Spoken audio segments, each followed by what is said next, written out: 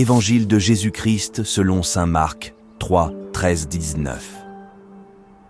En ce temps-là, Jésus gravit la montagne, et il appela ceux qu'il voulait.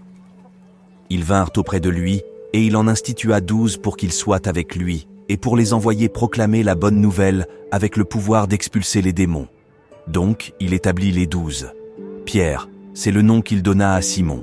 Jacques, fils de Zébédée, et Jean, le frère de Jacques. Il leur donna le nom de Boanerges, c'est-à-dire fils du tonnerre. André, Philippe, Barthélemy, Matthieu, Thomas, Jacques, fils d'Alphée, Thaddée, Simon le Zélote et Judas Iscariote, celui-là même qui le livra. Acclamons la parole de Dieu.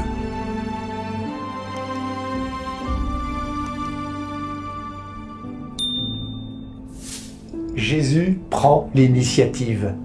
C'est lui qui appelle, c'est lui qui choisit, c'est lui qui confie la mission qui n'est autre que la sienne. Il n'y a de vraie mission que celle de Dieu. Nous, les disciples d'aujourd'hui, sommes-nous bien conscients que ce n'est pas nous qui avons choisi le Christ, mais c'est lui qui, le premier, nous a choisis. Cela nous donne l'occasion de prendre conscience que nous avons à apprendre à recevoir avant de donner. Nous ne nous confions pas à nous-mêmes la mission, nous la recevons du Christ Jésus. Restons humbles et serviteurs. Le Christ lui-même dit recevoir sa vie et sa mission de son Père. Jésus appelle les 12 par leur nom, autant de noms que de personnalités. Chacun son histoire, chacun son tempérament, chacun sa liberté. En Christ, nous ne devenons pas uniformes, nous gardons notre identité. Chacun, à sa manière, réalisera des œuvres selon le cœur du Seigneur Jésus. L'important pour Jésus, c'est que le disciple est par essence missionnaire.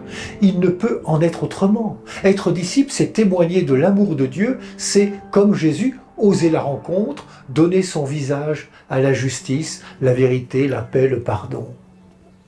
C'est offrir à tous le Christ comme un chemin d'espérance et d'avenir.